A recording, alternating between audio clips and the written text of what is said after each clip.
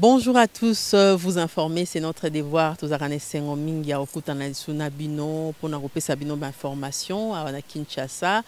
Lelo na émission na biso entretien toyambi maître Nico Mayengele azali président ya parti politique Congo Normal pe communicant ya Lamuka na ye tokosola penda masolo ezali kondongwana na Lamuka ekomi mibale to ezaka moko oto yebi oyo bandaka na Genève yango nde motuna bandeko bakotuna po ba déjà baza ko accusé Martin Fayulu auti kozala coordonnateur en exercice ya Lamuka alinga ko s'accaparer na ba plateforme oyo basalaka na ba politique mosusu tokolobela pe actualité oblige situation na est ya mboka na biso et puis tokosukisa na gouvernement de warrior et auti kobima quels sont les défis il y a gouvernement wana où il faut relever nde moboko masolo na biso na maître Nico Mayengele. Restez connectés.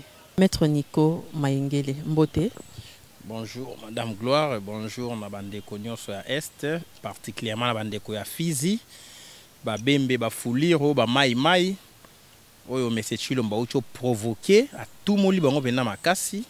Po abengi ngai balobi Chilomba sali malamu ndenge na gouvernement na ata mai te mu fuliro te mu bembe te et repousser bango ba continuer bitumba pendant que atie ba rwandais na kata gouvernement na. Voilà pourquoi on appelle bango mbote pour encourager position bazuana et ali position mon patriotique. Moi Nico Mayengele, je soutiens cette position là et nous devons y aller jusqu'au bout. Alors maître Nico Mayengele, Lamuka et Kominaba, elle mibale, est-ce qu'on peut déjà affirmer que Lamuka ils a dédoublé? Non. Et bien, Satan, tant qu'il précipité dans C à Mabele, à Kanisa qui Nzamba Kabele Mokili. Vous comprenez? Monique Lucifer a quitté na C, à Louki a régné, mais en réalité, Aza sous les coups de malédiction. Lamuka est ali peuple. Et ali création à peuple. Il n'y a pas de Lamuka sans candidat commun. De Bakenda qui Genève. Et il n'y a pas de Lamuka sans président élu. Ce Moutalobio non, Lamuka na bango. Botu na président élu na binonani.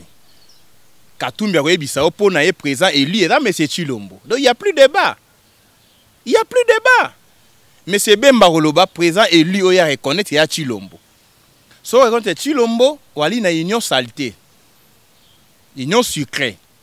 Alors, ceux qui ont une Fayulu, il y a la Moukate. Donc, le président Fayulu, même si il y a sous coordonnateur à la Moukate. Mais puisque la Moukate est présent élu, Ngambo présent élu Ali, Ngamonde la Moukate. Donc, on a une distraction publique et massive, c'est la théâtralisation de la vie publique au Congo. Mais nous avons révélé Bino. Oui, bien, date, le 10 avril, M. Katumbi Bemba vont dédoubler la Mouka. Dans le Bakayango, 2 mois avant, l'argent était sorti, la stratégie a été arrêtée entre M. Kabila et M. Chilombo. Donc, le dédoublement est Zoloba. On a un dédoublement, mais il y a une stratégie, on a expliqué. Il y a qui est arrêté par M. Chilombo et M. Kabila,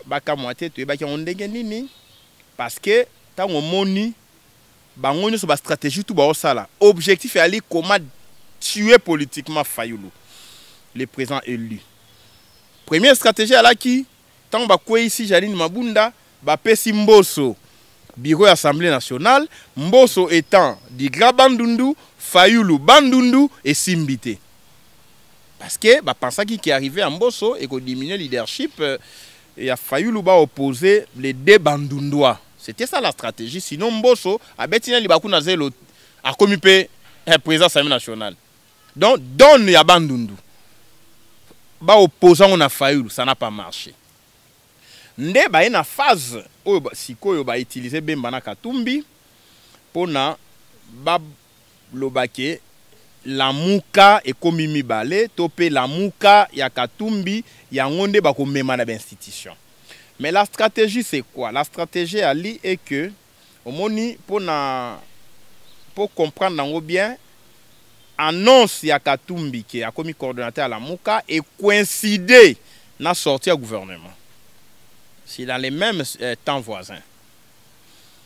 Par là, Baniba Lobanin. Baniba Lobaki, voilà, les coordonnateurs Katumbi entre guillemets, où il y a eu ministre dans le gouvernement, na bemba ministre dans le gouvernement, bazo ça la adhésion publique. Il y a la Mouka et la Union sacrée. C'est ça le coup.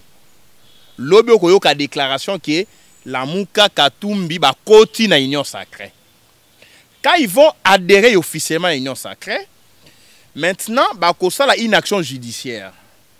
Ma président Fayulu na président Mozito na justice pour na kolobaki la Mouka ezaka oya Katumbi na bemba. Oye koti na institution. Ozolanda. Alors bango bana droit ko utiliser la belle la Mouka te, ba pe na droit ko revendiquer la Mouka te. Le quoi la bana ba juge na bango, bazo penser que on va condamner le président Fayulu, va dépouiller la Mouka, va même la M. Chilombo pour zo banga la Mouka. Ndo moni na conseiller président Fayulu. Na komélier, na saisir d'IRCAB, na saisir tout le monde que je pouvais saisir. Le président Fayulu to éviter piège. La Mouka est un peuple. Tout le barrage, il y a un signe distinctif. La Mouka peuple. Le président Fayulu est le président élu, les coordonnateurs de la Mouka en exercice et les coordonnateurs Mouzito, ce qui coordination a essayé de réformer le statut à la Mouka peuple qui n'a rien à voir avec la Mouka tout court, la Mouka Lokoso, la Mouka Bichop Chop, la Mouka Talibani, la Mouka Chilombo, la Mouka Kabila, la Mouka Kashamata. Justement, en faisant cela, proposition non consacrée, dédoublement à solo. Non, talisa ok. Ce que moni na kan na nina chango na liso so eli motama il faut kimisa elongi et pas na biso ce qui ba o chao mbanzi na liso il faut kimisa elongi to moni bango ba chaso mbanzi na liso tango peuple a koloba non charte la muki lobinini na article 2 les 4 axes fondamentaux balobi to mobiliser peuple pour l'alternance démocratique. Là j'enseigne monsieur Francis Kalombo apparemment ko tanga na kimukolo ya lipasi moni so moto tangi na temps anormal aroye ba pe ko interpréter ba texte pour na landi à lobino président Fayulu ba autant ba texte. Monsieur Kalombo suis-moi très bien tant que autant en classe yo ozo maboko na nzela ozo tala oh non na moni OK des poteaux hein ba pe sur mambon azo talisa voyant tant que autant en classe yo voyant na nzela tant que si qui est là si il y a comme il s'appelle à Kabila ala tie ba chaussure tala ba semelle Ozolanda. Alors, tant Kabila sali moins député, a ok lenga yendo tanga kelasi. Ko tanga na kimukolo, ko tanga na fromage na monoko. Na beefsteak na monoko. Alors, qu'est-ce pour un champion monsieur Kalombo? Na yebi ke uta pe ko lela o kanse ko comme ministre de jeunesse. Yo zwa ki nini ba machette o pesaka ba jeune na pepper de ngo comme ministre de jeunesse wana. Messieurs, on n'a pas une courte mémoire. Na otalisa o Kalombo yebo tanga charte koleka Congo Mobimba. Les juristes et virus. Olobi que voilà, entrée automatique à M. Katumbi. On te paie ça la Mouka. Na mandat liboso il y a 3 mois, il y a 3 mois. À ça là même pas communiqué. Parce que moto a komaka, à ça empêché. Babi moto a komaka, il y a là qui escadé là na Kamitato. Ah, après Kamitato dans un ministère, attends qu'on m'appelle sous. Bah, tweet même que l'on a monté. Parce que Kamitato a siliki, a bien commaté. Siko yo Kalombo comme là bon il va commenter au comica be faute au comica be faute au sala ba livre au copia un blanc copier coller sur les institutions politiques. Alors non tali ça OK tant à lobby que la Mouka monsieur Katumbi yende coordonnateur en vertu ba texte au atanga kiwana monsieur article 2 à la Mouka yimote bo tanga et lobby hein 4 axes à la Mouka Ali, mobiliser le peuple pour une alternance démocratique et pacifique reflétant le vrai choix des électeurs. Nasuika wana. Tant qu'on mobiliser le peuple, pour que tout le monde soit non, pour l'accepter que la Mouka est en opposition à la résistance. Na texte, na légistique, il y a les sciences et là comment ko rédiger ba texte, ko interpréter ba texte. Et Kalombo a autant yangote. Il y a l'esprit et la lettre, il y a texte. Il y a l'interprétation téléologique, c'est-à-dire ils ont reflété esprit à texte. Tant au texte et lobby, tu as alternance et là qui est allé en dehors des institutions. Pour alternance, c'est où tu as libanda. Ce qu'il y a au côté institution, au une alternance démocratique et politique. Quand tu es au sein des institutions, vous partagez les mêmes programmes en vertu de l'article 2 de la loi portant statut de l'opposition. Ceux qui ont partagé le même programme dans le gouvernement ont commis membre à majorité au pouvoir. Donc tu ne peux pas être au gouvernement et se dire opposant ou résistant. Ils disent que Bango Baké ko aider chef de l'État pour mboke tambo aliboso mboka toko tikalaka na statut côté ndenge la muka au Martin Fayulu alingi radical toloba etikala nango toloba la vérité des urnes sans que to réfléchir sur développement mboka. Nathalie Sioke quand ozo bunda ko mobiliser peuple ali ko cha peuple nanzela a revendiqué alternance et ali changement démocratique et politique où ils ont reflété véritable choix des électeurs, c'est la vérité des urnes. Donc l'esprit la mouka c'est la vérité des urnes. Yo lobi ki otoke ko aider M. Chilombo. S'il vous plaît mes mamans. On ne gère pas la République par l'aide, par les textes. Chilombo a gagné. Il faut reconnaître d'abord que mon maman Eve va opposer comme Alobanaï. 15% a gagné, a longaté, jamais trop travaillé. Quand on rejoindre, tu te détruis. Donc, Koufi. Donc, Kalombo, Francis Kalombo, président Bemba, président Bemba, M. Bemba, M. Chilombo, je l'appelle M. Chilombo, M. Katumbi, on a mon agenda à la cimetière en Dekonae, Solomo, en Zambie. Donc, vous êtes là. Si les ridicules pouvaient tuer, les Kalombo, les Laurent Onyemba, les Kamitatu, les Soriano et Bemba, tous ces gens-là devaient se taire. Voilà, tu continues au gouvernement, maintenant nous sommes dans mangeoire, tu défends les sous-sous, volonté à peuple. Mais dire que nous sommes la Mouka et nous sommes au gouvernement, c'est une tentative d'imbécilisation collective. On prend les Congolais pour des imbéciles. C'est comme qui dirait, je suis musulman, je suis aussi chrétien. S'il vous plaît. Donc, bref, la stratégie ici est aller comment tuer Fayulu politiquement. Il y a un tobito ça la signe distinctif, la Mouka peuple. Honnêtement, ça l'État est libisoté. Et puis, peuple en Rolanda Bangote, la Mouka est indivisible. Oh, ça c'est juste question tactique. Comment le président Fayulu va réagir, comment Mouzito va réagir, va pousser dans piège, va qu'il y ait un procès, va dépouiller la Mouka peuple. Est-ce que la Mouka, ils aura déjà agréé? Non, tu sais, les plateformes, les regroupements politiques, ils ont la loi portant statut de l'opposition. Bah, soit vous êtes parti politique, soit vous êtes les regroupements politiques. Même dans la loi électorale révisée, bah, reconnaître qu'il y a un regroupement. Donc, quand vous êtes déjà conforme dans la loi électorale, dans la loi portant statut de l'opposition, vous fonctionnez, on fonctionne. Les regroupements, contrairement aux partis politiques, bah, enregistrent dans le ministère intérieur. Hein? Non, ce sont les partis politiques qui sont enregistrés dans le ministère intérieur. Les regroupements électoraux, bah, enregistrés en côté, ce sont des faits. Quand il y a processus, vous créez les regroupements et vous vous installez. Mais aujourd'hui, la Mouka a li regroupement politique. La Mouka, bah, décision sur la qui et elle qui légalisé, notarié. Les notaires a été saisis. Bemba, à la qui sa histoire monde, que tu as au là. Moi, je suis une partie Équateur, une partie Bandundu, une partie province orientale, une partie Kivu, bref, congolais. Tant au Kola, le peuple Ngala, c'est un peuple courageux.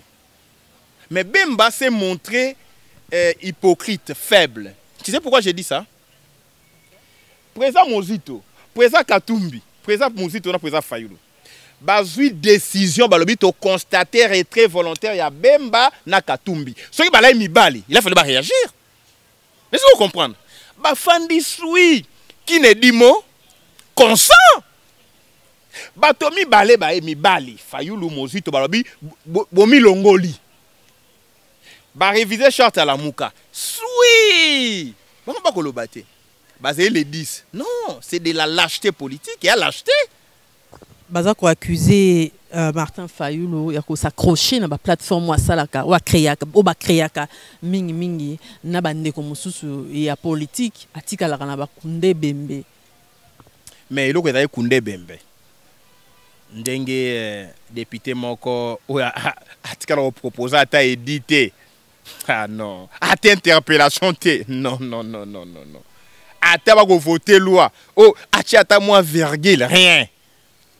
Mais au moment où kaka Fayulu, Muzito, c'est député en d'abord mon croque mort. Au moment où un autre jeune là, un ami, un jeune frère, Laurent Onyemba, ou à l'écart qui n'a pas soli charte à la mouka. Curieusement aujourd'hui, n'a pas tout babaki la mouka ali kunde bembe. N'a pas tout ba passo la charte à la mouka. Bango ne so ba na ba couloir. Alors que okenda ko ministre, bango sa ba CV. Oh non, Moindo, mon jeune frère Moindo Zangi, ministre, bah on s'en a CV. Oh bah ça il faut nani Katumbi avant bah pour le gouvernement. Laurent Onyembalobi, Katumbi l'état que Kalutumbi a quitté l'Union sacrée. Olanda qui ça c'est pas possible. Oh si mon temps quitté l'Union sacrée, oh bah tu vas accuser président Fayulu, non t'as la contradiction à bango. Gouvernement bimi.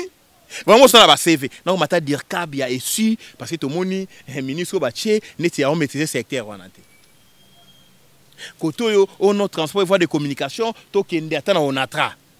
Tala ba calcul. Koto bobi la muka kunde bembe. Koto yo Katumbi revendique la muka. Et loko ya kunde bembe. Et loko ya li croque mort. O revendique on ndenge nini.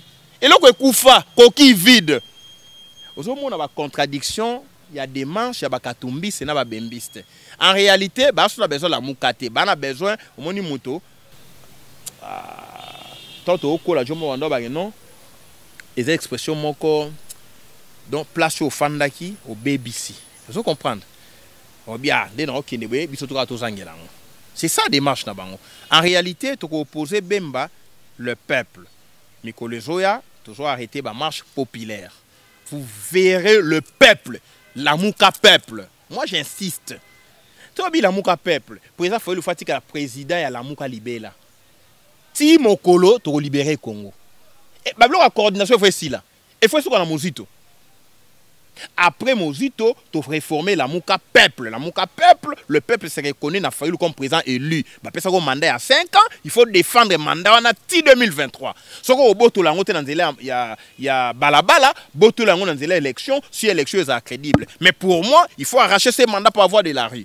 Puisque aujourd'hui, tu l'as dit, on a une stratégie. On a Kagame, on a Museveni, on a Kabila, comment neutraliser Fayulu, comment créer un dossier contre lui avant 2023. Ce qui va neutraliser Fayulu avant 2023, on a une élection. Ce qui va neutraliser l'élection, c'est ça les matés. Or, il faut anticiper. Trop zélaté, trop subir. Nous devons anticiper pour les neutraliser par voie à rue.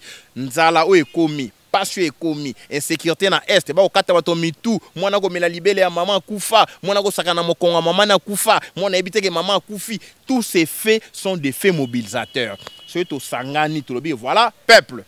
Cap vers tel objectif, le peuple va s'élever. Parce que il y a M. Chilombo et Ali calamiteuse. Le peuple nous attend. Quel chemin emprunter? L'unique chemin emprunter pour mettre dehors, bouter dehors, Bemba, Katumbi, Chilombo, Kabila, Chibe, hein? Oui, Chilombo, Bemba, Katumbi, Chibeka, na Kabila. On est dans le même sac. Alors, ceux qui vont comprendre, là, on va faire œuvre utile. Ce qu'on a dit à distraction, la mouka peuple, la mouka ya Katumbi, la mouka Katumbi, ça a été. À la majorité, alors clairement, qui a côté la majorité, on ne peut pas être la mouka aux la majorité, impossible. Comment défendre la vérité des urnes tango la mouka ngopé sous ça là, ils ont ça proposition de loi sur la réforme ko proposer pour ça les lango pas monto vous allez contester. Non, oui bien, ce qui va construire sans achever, c'est détruire. Quand le président Fayulu a le plein à sortir à crise, quand le président Fayulu a le réforme, il a fallu assurer sa pensée, il devait achever, parachever sa pensée. Après ça, il passe dans autre phase. Il faut préparer un terreau, il faut attendre solo.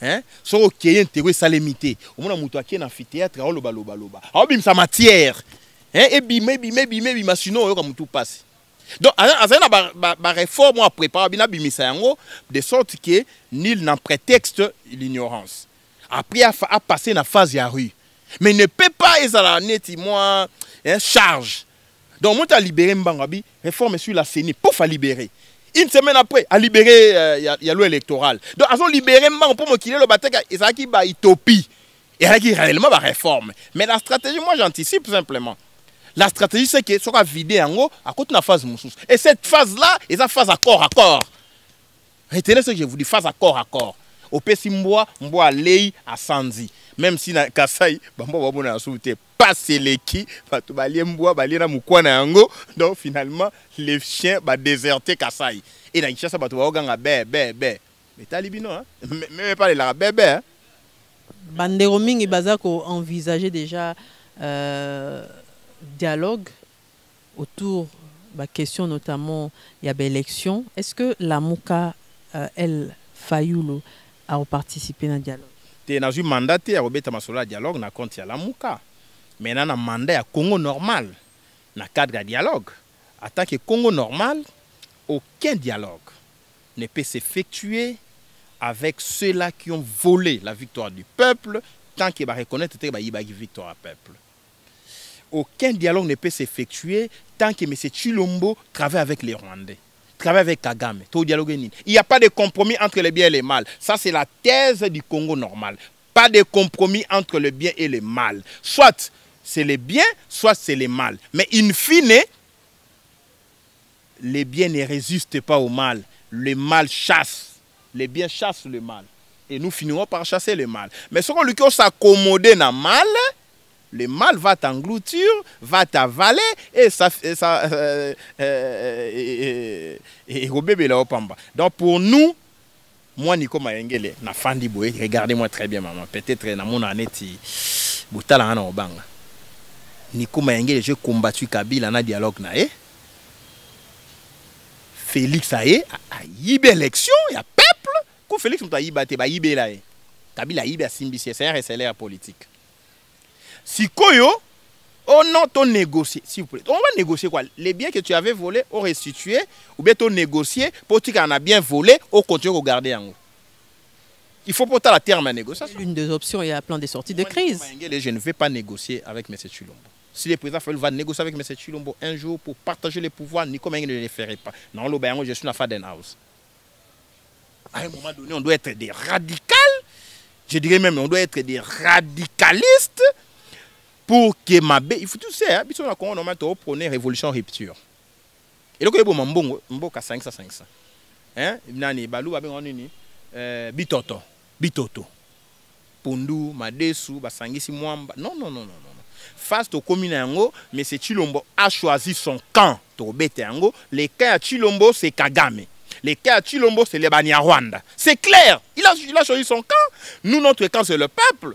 Alors maintenant, soit à Silsibiso son peuple, Rwandais, na Tshilombo, soit biso to bengani bango, to récupérer mboka to samsi bango. Donc moi dialoguer avec M. Tshilombo, ce que le big non dialoguer dans son pouvoir et à peuple, oui, je vais dialoguer avec lui puisque même la guerre on peut dialoguer. Mais si on dialoguer pour garder et le quoi ibaki, à continuer nango, binobo accompagner na moyibi, to ko ma saleté ndenge moko na ye, biso to kolanda été. Donc Nico Mayengele Congo normal. Dialogue avec Félix, oui. Pour nous démissionner, ok. Kozongi sa pouvoir ya Congo, na ngambo na biso, Fayulu nenga longa, il puisse juste après du côté pour moi, Fayulu a présent 5 ans. Pour moi, 5 ans. À tête une année, bozongi c'est le oui. Mais ce qui dialogue ya li Tshilombo sous 2 ans. 5 ans, oh, ya Moyibi, 2 ans, ya bonus, 7 ans, là, tout le monde aura trahi, et sauf Nico Mayengele. Nico Mayengele, président, il y a Congo normal, P communicant, il y a la Muka. Situation à Est, avant tout le gouvernement. Ils ont aussi empiré, jeunes, c'est prendre en charge. Il faut MONUSCO à Kende. Pourquoi il est le président à la car au Kende Est à Kendarate, jeunes, tombo qui m'abe na Est à Mboka na biso. Il y a na Est. Que pose à gente? Nous avons jeune. organisation à bocha sous jeune toi jeune ba jeune ba tomboki na Beni Butembo ba tamboli ba bimi ba manifester mais curieusement ba beti bon masasi na mon image un jeune normal a kangi makofi devant Monisco militaire Monisco. L'autre militaire Monisco a braqué arme na Mukongo bete masasi. Tongo etani Monisco pas en Congo. Bato babunisa Monisco na est. Patronne ya Monisco, chef à Monisco moi si wana Keita accueilli et pas ya Kabila. Mais ya qui paye pas Martin Fayulu. Te na moment lo baté. Tant ba pas président Fayulu. Comment calmer ba jeune président Fayulu quoi? Ba jeune ba réclamer droit na bango ngana calmer. Au moins, à Monisco, aujourd'hui, si le président Fayulu a perdu le pouvoir, c'est à cause de Monisco aussi, il est complice. Alors, ceux qui sont télémi, maman, pour défendre le Congo, tous les autres jeunes de la République, il faut la télémi. Ben, il y a télémi, Kinshasa a télémi, Équateur a télémi, Bandundu a télémi, Congo a télémi. Ce n'est pas une affaire à Est. Il a fallu ça, la moins solidarité nationale et créer des émules un peu partout. Mais pourquoi Kinshasa, particulièrement les autorités, ne réagissent pas? Pourquoi ce silence-là à ta déclaration, mon côté? Parce que l'Est ne nous appartient plus, c'est ça la vérité. Vous avez revendiqué ma belle au bango ba continue à l'Okuta, ba teka déjà, et pas ya bapaya. Et on a pas que c'est de dire té. En réalité, solution à Est, et il faut changer le régime à Kinshasa. Les régimes, les pouvoirs qui vont penser de la même manière que les autochtones, les résistants de l'Est, la situation Est est changée. Donc ici, vous avez les gens à Kinshasa qui pensent les Rwanda, les gens dans l'Est pensent le Congo. Au monde que c'est contradictoire, c'est incompatible. Il faut avoir les autorités qui pensent Congo. Je préfère encore, Mouzé, pendant 18 ans à Kabila, que Kabila, 18 ans, Est, frontière poreuse, infiltration armée, les Tutsis, brassage, mixage, tout ça c'est Kabila. Et Tshilombo est sur les traces de Kabila. Normalement, chez nous, si on a trahi en Libotanae, il faut bimisa na Libota, ou bien on na Libota na bisote. Chez les prêtres, on va excommunier. Vous comprenez? Il faut bimisa. Donc, Mamboya Est et maman, mais quelque part, vous sentez que Makile Zotanga. Et puis Kagame qui agresse le Congo, qui au fond de la CCDP, il y a Odombo. Qui est côté de Congo, il et ça, c'est une action contre le Congo. Mais qui n'a pas si Rwandais Beki aujourd'hui, maté la Congo dans mon Congo. Parce que sous Kabila, maté la Ibiso déjà. Mais si quoi télé pendant ma Pekanabiso. Comme il colo. Voilà, nous avons un homme à Kinshasa, ceux qui critiquent les Rwandais, Kangio. Ceux qui ont l'occupation, Kangio. Israël Sango, tout ça, une émission avant-hier, a dénoncé Mambo Est, Kangio. Avant Aner. Nico Maenge, là, dans la liste, Kangaye. Mais vous finirez par arrêter tout le monde. Parce que Congo est comme une colonie rwandaise. Et sous Kabila, on a critiqué Mamboya Est. Akanga, oh, Bakoufa. Mais aujourd'hui, dans 2 ans, Tshilombo, il veut se montrer plus Hitler que Kabila. Au profit ou à la solde de Kagame. Non, mais c'est Tshilombo, s'il vous plaît. Il y a un Hitler en Allemagne. Mais face, il y a un De Gaulle. Maréchal Pétain n'a pas tenu. Quoi qu'il y a qui n'a soutien à Allemagne. Allemagne, la toute puissante. Nazi. Aux Hollandais. Mais Nazi est quoi? Maréchal Pétain a fui. A qui a zongi Allemagne. Finalement, zongi France Bakangier. Après libération à France, France libre, général de Gaulle, Sambisaye a Koufa na âge avancé, mais Sambisaye na prison. Mais c'est Tshilombo, ou encore jeune. Trahir n'est pas bon. Au Pessi Congo na Rwanda, oui. Au Pessi Bango Mabele, oui. Tozo Koufa Bo condamné, oui. Mais le sang des innocents va crier vengeance. Vengeance. Toyokaki que l'opération Morofale et Banda entre FRDC et l'armée rwandaise yo moniango ndenge nini et puis toyoki pe MONUSCO semblerait en tout cas wana dans le bango conditionnel que balingi ba sala ba opération moko ya grande envergure pona kosisa topé ko repousser ba rebelle obazo o semer terreur na est ya mboka na biso. Te wana ali distraction maman. Et ali distraction parce que bazo mona biso to ba naïf. Soki moto a telemi abi MONUSCO kenda MONUSCO abi non naza utile donc na go chakimia. Il y a distraction.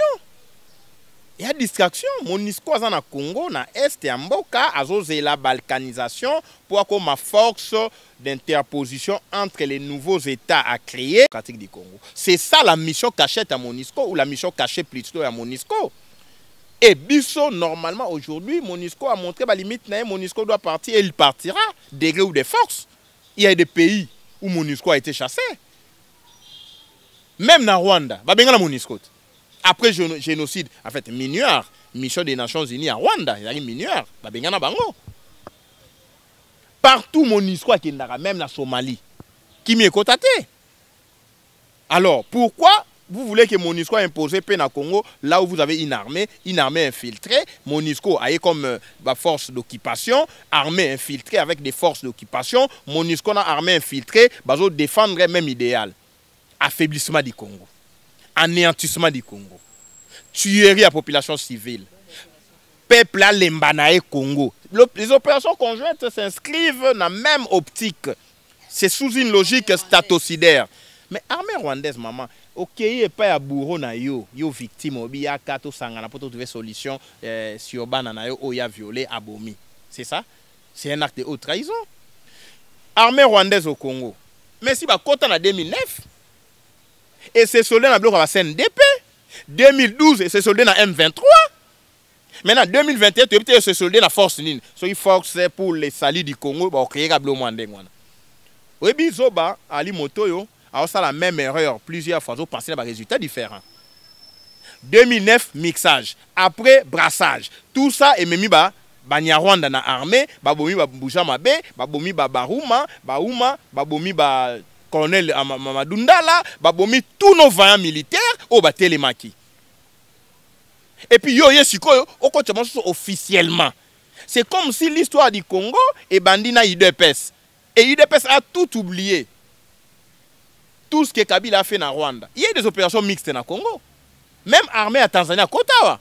Na brigade spéciale, il y a MONUSCO. Il y a eu Rwanda au Congo, les opérations conjointes. Mais les opérations conjointes, ça profite à qui? Les Rwanda prend les renseignements militaires à Congo, la cartographie militaire à Congo, à PSI, bah force négative, bah FDLR, bah ADF Nalu, où ils allaient bah force à Rwanda na Congo na Uganda, bah attaquer bah force na biso bah position régulière, et puis bah mboke quoi? C'est ça les opérations conjointes. Prendre les renseignements militaires na Congo, les positions militaires bah FRDC, la cartographie militaire, bah site où ils ont bah mine, ceux qui bah attaquer, bah botoli, bah sali bah mbiscade, c'est le Congo qui perd. Ce qui tout ça l'opération conjointe, il faut une opération conjointe entre l'armée, les FRDC et les forces d'autodéfense. N'est-ce pas comprendre? Les forces d'autodéfense, les Maï-Maï, on va défendre le Congo face à la force étrangère. On va terrain bien. Il faut tout ça là, les opérations conjointes entre l'armée régulière, tout le monde infiltré, na ba force d'autodéfense, tout intégré dans la force régulière, na ba civil, oh ba kota zamba, mais ba manduki. Tout le monde combine pour défendre Mabélé. Armée peut défendre l'intégrité territoriale, tout ça l'opération conjointe contre les Rwandais, les Ougandais, les Burundais. C'est ça, les opérations conjointes que pensent les Congo normal. Mais opération conjointe avec nos agresseurs, c'est un acte de haute trahison. Nico Mayenge, le président, il y a Congo normal, Tozo qui est indépendant, il y a entretien à Bisso. Mais Moutounes allé, actualité oblige, gouvernement des warriors et Bimi. Quels sont les défis du gouvernement?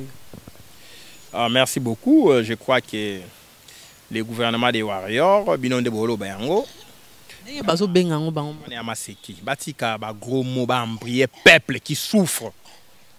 Les warriors sont en anglais, là, c'est guerrier.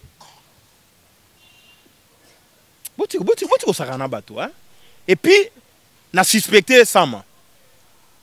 Sincèrement parlant. Naloba déjà faut enquêter sur l'origine. Naloba est au Morandé. Comment on le gouvernement? 2 mois. 2 mois pour préparer le gouvernement. Pour y présenter Bisso. Que les Rwandais. Yo mon ba Rwandais na kati. Ba Rwandais mais qui dans le gouvernement. Chilomba nommé ba Rwandais dans le gouvernement. Peuple fongo la miso mboke kei. Même la base à IDPS wabi non. Même papa Tshisekedi va coûter na Mobutu. Mobutu a simbi a bien autant moi non ça na Congo. C'est pas possible. 2 mois pour le gouvernement, rien qui est dans Grand Kivu. Suivez-moi très bien. Rien qui est dans Grand Kivu. 13 ministres. 13. Na 13 ministres dans Grand Kivu. 6 Rwandais. Banya Rwanda. Autant il y a pas mapping. Au moins, on a une armée patriotique rwandaise. À côté AFDEL. AFDEL, FRDC. RCD. RCD, FRDC. Va bombarder. Pouf, ministre d'État. N'a pas mapping. Au Talibo, c'est pas possible. Oyo Tatana a créé un concept de Banyamulenge. Vers les années 70. Il manipulait un étudiant là à sa fausse thèse. Que les Banyamulenge sont les Tutsis congolais. Na 76, il va créer un néologisme, Banyamulenge. Moi, nanae fils aîné, va bombarder ministre. Pouf! Alexis Gisaro. Ministre na Congo, entre guillemets, à Congolais, sinon Chilombo, Banyamulenge, Baba Congolais. Alors, on a Londres, problème est réalité, mais la nature nous enseigne. Ton dimi na biso, hein? Il dépêche comme ça, on va Congolais. Ok, tu as autant de débat na binoté. Mais va nommer Congolais ministre fait na Rwanda. C'est pas possible. Na Giseni, fête. Na Kigali, fête. Il y a des Congolais en Rwanda. Hein? Maître Nico, awawa, fête ya kosakanate babimisi bambunda. Bako yemba na Kinyarwanda. Bako loba, oh, tozui les travaux publics, tozui agriculture, ba otaka ba ministère bazui, tozui défense au Congo et lobikuna tokozwa minembwe eta bazo yemba na Rwanda ba pandi champagne. Oui, mais tu n'as pas d'image. Ils m'ont envoyé les images. Non, mais mon Dieu. 2 mois pour pas l'ougarega, bah Rwandais bazawap. Donc gouvernement des warriors, il a accès le gouvernement des Rwandais. Non, mais mon Dieu. Bah nommer moto, bah pesi bango ba certeur clé. Les Rwandais bah na besoin ma belé. Bah na besoin de travaux, bah na besoin d'aéroport et Salema. Travaux publics, besoin. Quand il faut construire les aéroports, ils en ont 4 gars. Programme à gouvernement. Vous comprenez? Donc, gouvernement des warriors construit les infrastructures d'accueil. Il y a nouveaux États dans l'Est. Ils vont construire les aéroports. Ouganda va financer autoroute entre Ouganda et Kivu. Et que ça, les mains dans le ministère des Travaux publics. Qui est ministre des Travaux publics? Alexis Gisaro. Qatar a opéré sa mongo pour travailler ça les mains. Donc, Kinshasa finance les infrastructures d'accueil pour la viabilité des nouveaux États à naître. Et nous sommes des esprits éclairés. Et nous sommes là, vous avez les gens à Kinshasa qui applaudissent le gouvernement Sama. C'est le gouvernement par lequel le mal va arriver. Parce que comme la phase à Souka, avant de créer les États, il faut avoir les infrastructures d'accueil, les aéroports, les ports, les hôpitaux, les universités, les routes. Ce sont les travaux publics, non? Et les infrastructures. Bosi bopesi nani? Bopesi mutoyo ndekona mwasi amenasaki Denis Mukwege de mort. Et nous sommes là, bobi gouvernement des warriors, mais en réalité, warriors, il a accès à guerriers. Les guerriers, pris dans un sens assez stéréotypé, je dirais même dans un sens figuré, il a ici gouvernement réellement des guerriers, mais ces guerriers sont les Banyarwanda. Pour eux, ils travailleront pour l'intérêt du Rwanda. Balobi, il y a ce qu'on appelle la communication politique et la communication des guerres, la communication des masses. Donc, Sama ne s'adresse pas à la Congolais. Tant que le gouvernement des warriors, le gouvernement des guerriers, Les guerriers sont les Banyarwanda. Zolanda. Boya bo bunda bo samabela Congo. C'est un code. Oh, ça m'a pesi. Kagame a pesi Museveni. Gouvernement ya guerre. Warrior out na mo guerre. Hein? La guerre, war. En anglais, non, war. Et out na guerre. Donc, prochaine guerre, c'est guerre à Minembwe. Guerre à balkanisation au Congo. On met un gouvernement où il perd des guerres. Au profit, il y a des warriors. Les warriors sont les Banyarwanda.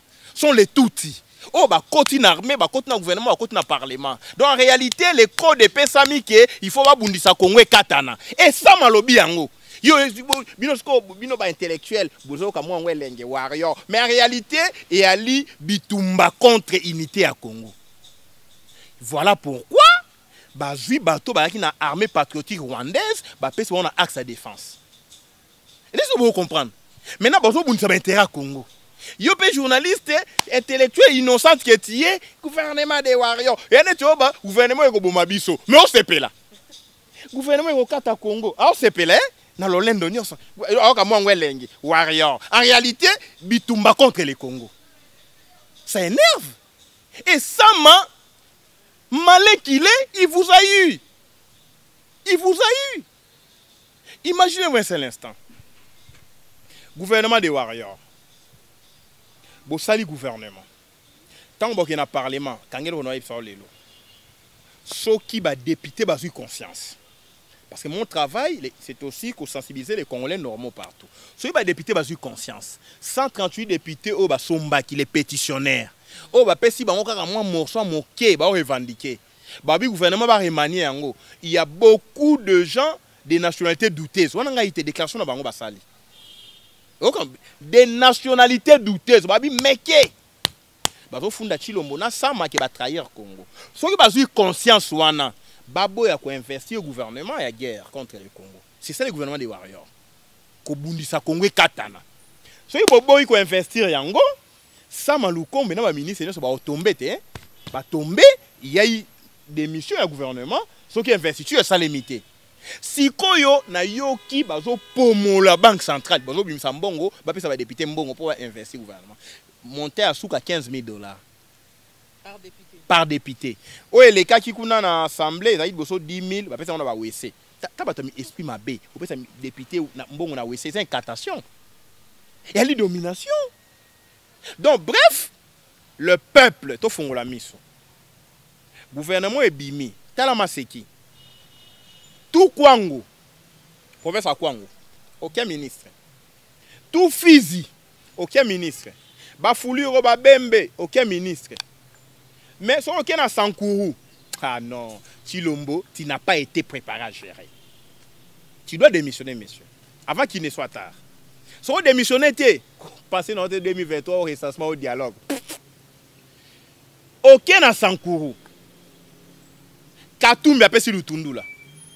Tant on va pesi combo ya Cheribe Okende, on le bateke. Bango nyonso ba batete là, bo pesa ta moto ya Masisi na est. Laissez vous comprendre. Otiki. Lutundu là, ministre. Cheribe Okende, ministre. Okito, ministre. Laissez vous comprendre. Rien que Sankourou, 4 ministres. Grand Kassai, 15 ministres. Grand Kassai, 15. Grand Kivu, 13. Si quoi géopolitique est représentativité nationale des Arabes. Premier ministre, il y a le bail qui va la province n'est pas représentée. Il y a bien la province qui est sortie. Tu es suspecté maintenant.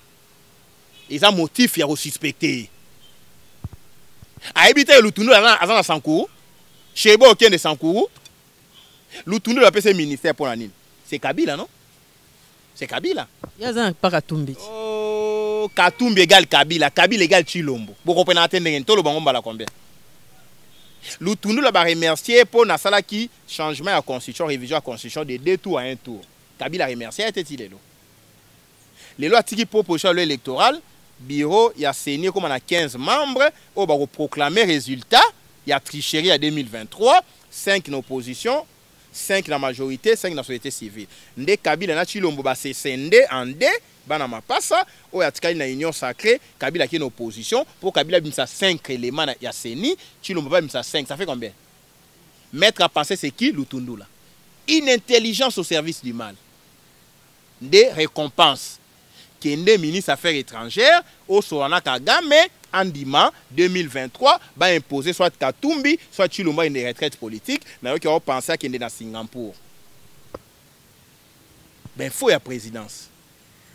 Kotoyo, Kagame a dit non, on va tout faire pour que Chilombo ait un deuxième mandat. Donc, Bato Katumbi va trahir la République, va trahir ça déjà, Banda Kala. Et aujourd'hui, vous nous dites que le gouvernement des Warriors, Monsieur Sama, retenez ce que je vous dis sur la télé. Les simples faits qui ont présenté de gens et à nationalité douteuse dans le gouvernement, nous aussi nous doutons de votre nationalité. C'est une logique simple. Nico Maenge, les Congolais, n'a présenté le gouvernement premier ministre, il y a nationalité douteuse, douter aussi de ma nationalité. Donc voilà. Paix à son âme. Ce papa Ngwanda Koufa quitté. Mais na ministre a un tableau.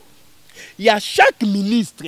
Na ba détail. On moni oyoyo. Tant tu as la garde civile, tant tu as sous Mobutu, à service tel, à service à Ngwanda. Non, Nzambe alimbi sama sumu na sous Mobutu. A kanisa bitumba na banda résistance à partir de 97. Malamu na ya suka e bomi mabe na sous Mobutu. Ndengwanda kokota lola. Parce que bah, mieux vaut la fin d'une chose que son commencement. La fin de Ngwanda, c'est une fin salutaire. C'est pour la République. Le début Ngwanda, c'était au service de Mobutu.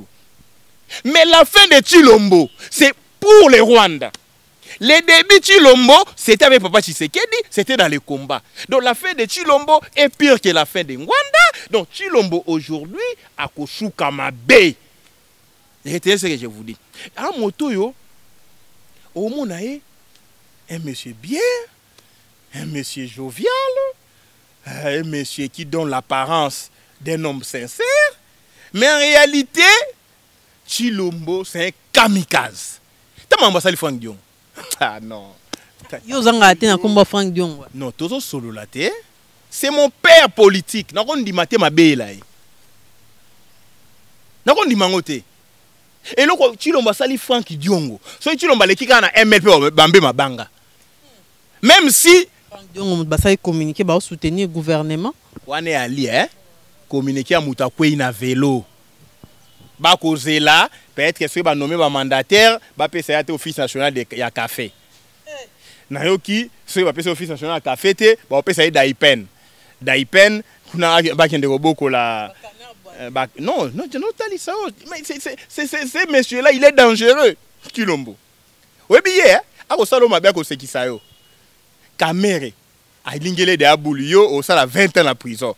Mais Amida, nani yake ba kutani Chilombo na kati ba ose kabame la champagne. Mais na sa mouté babi yo, lobino ya prison. Au moins le président Franck Dion aki na présidence ba azo se kabi, okozonga maboko pamba. Donc azo tala bazo seka Nasuka bachile ndembo affaire. Webi qui est na fani na tali na bi non Chilombo a dangereux. A dangereux. Pour loko a sali Dio Mindongala. Dio mi a koti prison pour naye. Papa Tshisekedi quoi? Bitumba ya vérité des urnes en 2011, Imperium. Dio mi va monter le dossier ba Francis Kalombo. Contre Dio Mindongala. Ozoeba. Mais PC à ta portion à pouvoir. Mais na sa mutema Dio mi abimi. Ba kepi ba tali ambi ba pe na consultation. Na sa mutema Chilombo aloba yo te. Donc vous comprenez que c'est un monsieur dangereux. Abimi sa bango dans la prison Franck Diongo Dio Mindongala. Basaki na prison. Attache à Dar nga ba prisonnier. Ba ko sabinoté. Ezaki résolution à Senko. Ils ont un sat. Et bon lenga ko ya lobanine. Ngapi na sala ki suivi ba prisonnier ba bimati. Tilo lenga ko ya elite. Alors c'est la prisonnier mususu. Sense ku farata c'est Nico menga ko ba prisonnier. Zolanda. Donc ici makambo e salemi eza leçon, c'est comme un leçon. Balanda ka mutute, balanda ka vision. Le fait que mon ancien mentor a salaki erreur politique, il la paye cash. Ou bien a salaki abi, on ne combat pas les fils de Tshisekedi.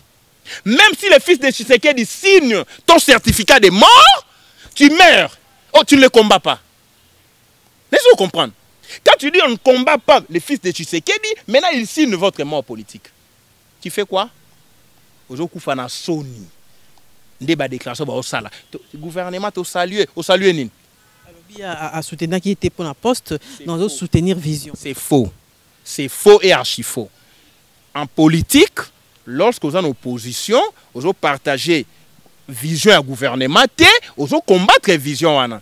Ce qui vous pouvoir d'un parti politique, c'est la conquête, l'exercice et la conservation du pouvoir le plus longtemps possible par des voies démocratiques. Bon pouvoir, il y a bino, soi-disant pouvoir. Ce que vous travaillez pour nous. Et quand ça s'appelle un groupe de gens, tu sais, Nico Maengele, je ne combats pas mon père, mais je fais voir les limites. Pour libérer Bato Bali dans la prison, les lots. Dans quatre partis politiques. On ne suit pas un leader, on suit la vision, on suit les idéaux. Quand les leaders s'écartent des idéaux, vous écartez de lui. C'est Nico Maengele. Fond doit sacrifier sa lutte. Paul Anda Félix, il a sacrifié son secrétaire général. Même si monsieur a gagné, a repéré sur le côté, Kolanda été. Je suis un esprit éclairé, un esprit supérieur. J'ai un troisième œil. C'est l'œil politique. Maintenant, aujourd'hui, le débat, c'est quoi? Mais Tolanda qui chile l'ombo, n'a pas parti en haut. Tolanda qui chile l'ombo, le tozoui, nini. Si Tolanda chile l'ombo, tu restes de l'autre côté. Tolandie, tu es de l'autre côté. Malam ou Tolanda été, tu es de l'autre côté, mais tu gardes crédibilité. Nous comprenons ce syllogisme. Hollandais Chilombo, aux l'autre côté. Hollandais était aux l'autre côté. Malamu, na landa était, na l'autre côté, mais na gardé crédibilité. Est-ce que Bossara politique? On a une conclusion à Bisso. Est-ce que les politiciens congolais, Bossara politique pour la population, pour les peuples, to Bossara rende pour la poste na binomo? Mais ils sont liés. Pour servir au peuple, il faut conduire ou appliquer politique à malam au peuple. On fait la politique pour accéder au pouvoir et résoudre les problèmes du peuple. Si on a cosio, non, c'est la politique pour la poste, donc il m'a la tête. Moi, Nico Maengele, j'ai fait la politique pour accéder au pouvoir et résoudre les problèmes de la société. Mais pas accéder au pouvoir dans Nzela Mouibi. Non, ok, non, côté.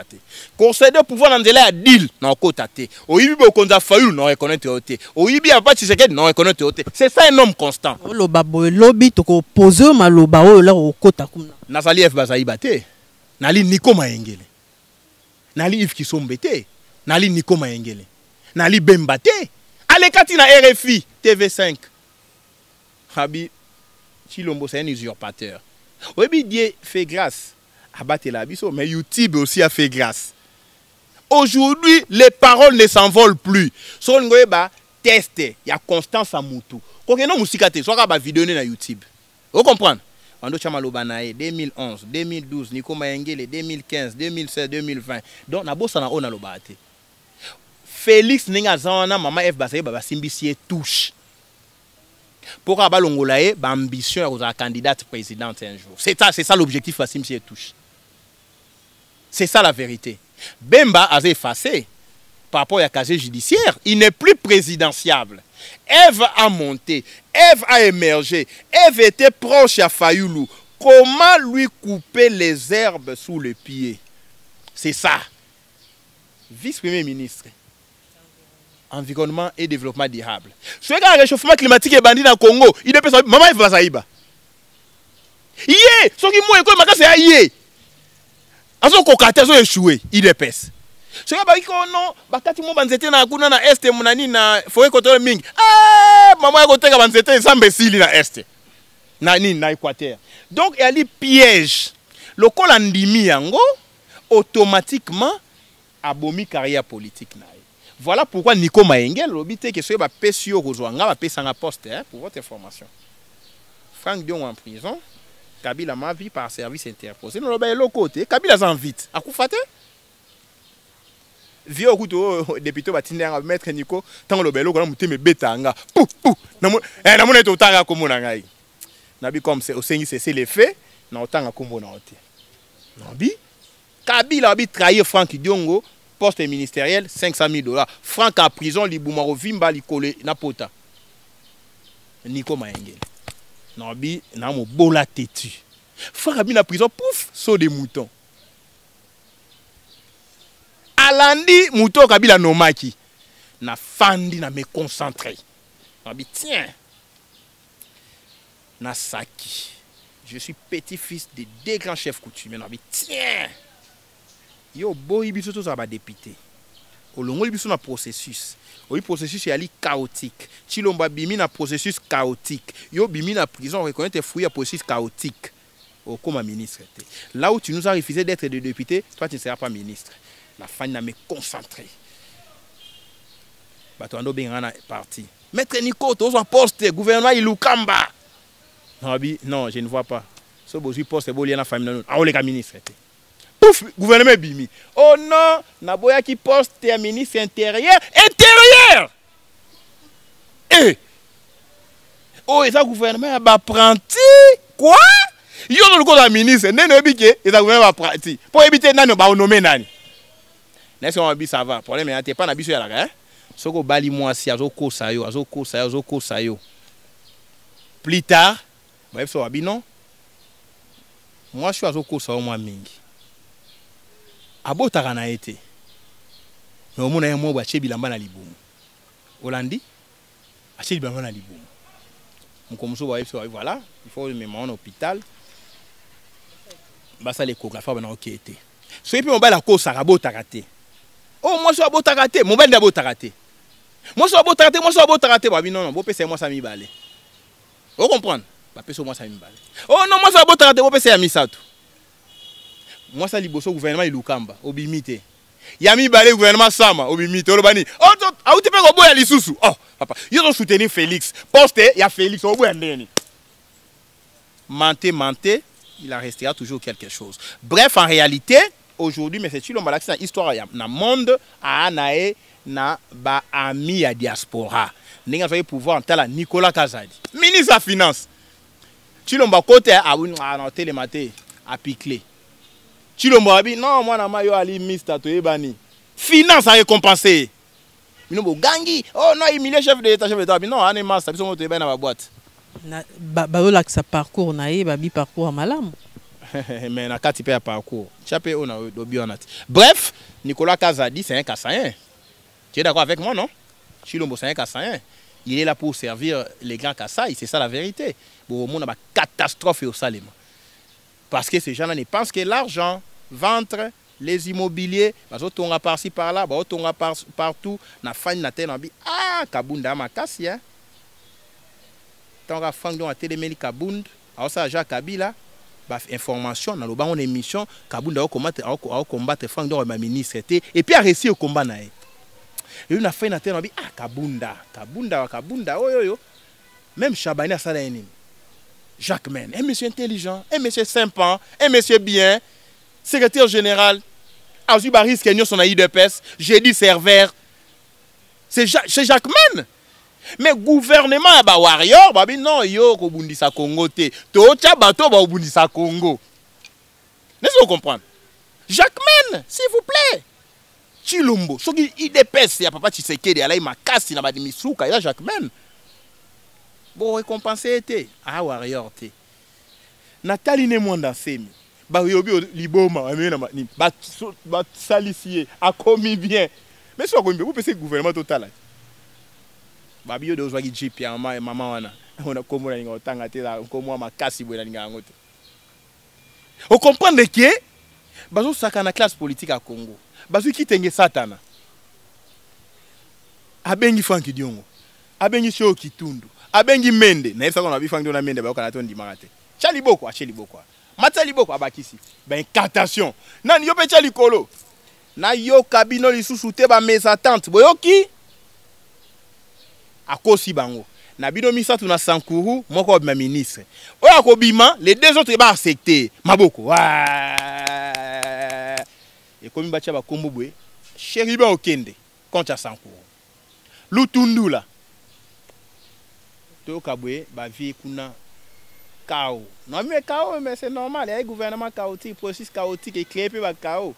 Donc comprendre que dans la vie c'est une leçon balandaka avolanda mutu il faut tout no kende wapi. Olandi.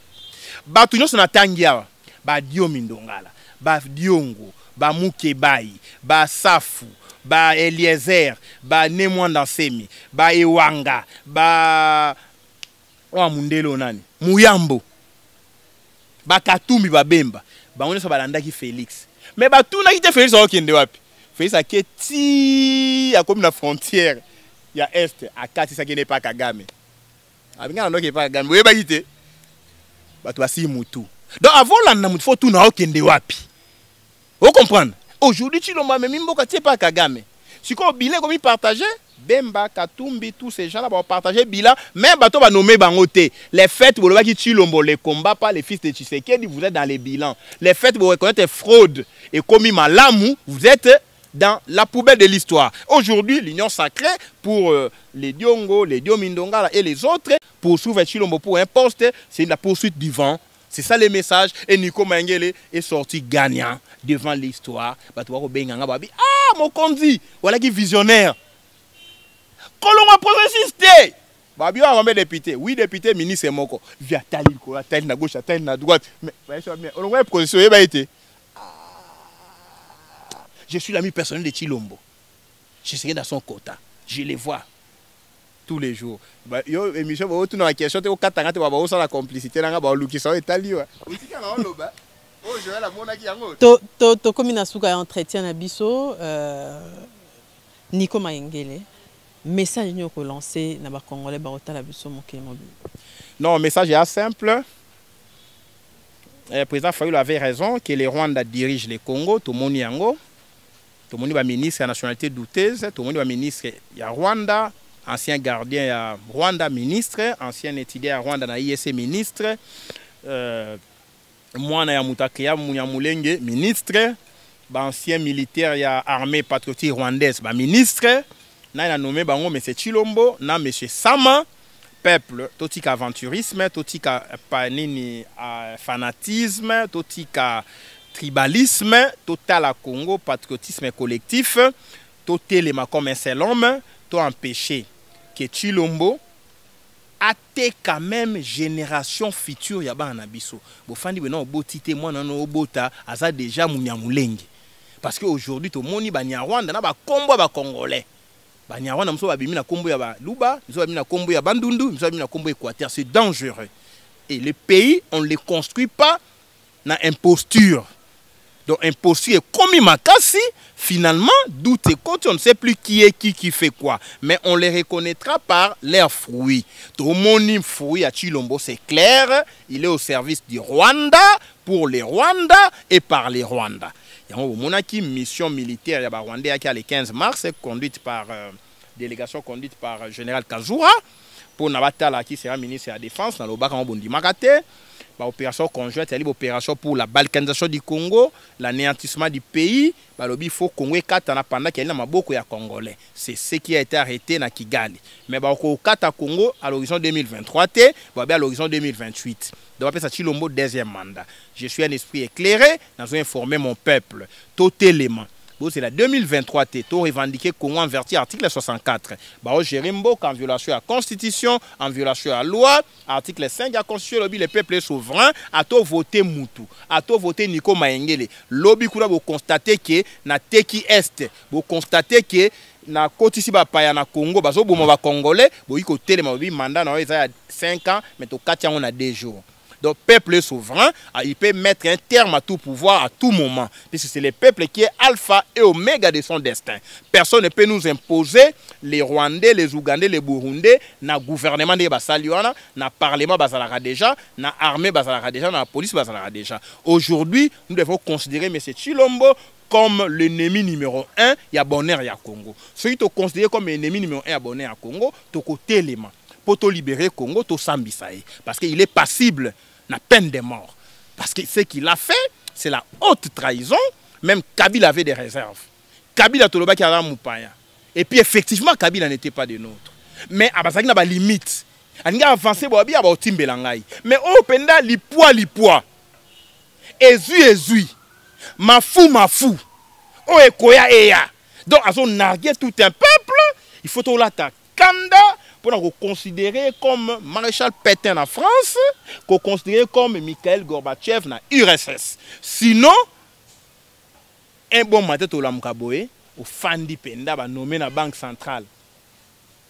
Parce que la banque centrale ba oui lango oui Peter nani Noël Tiani a joué la banque centrale avec une toute rwandaise.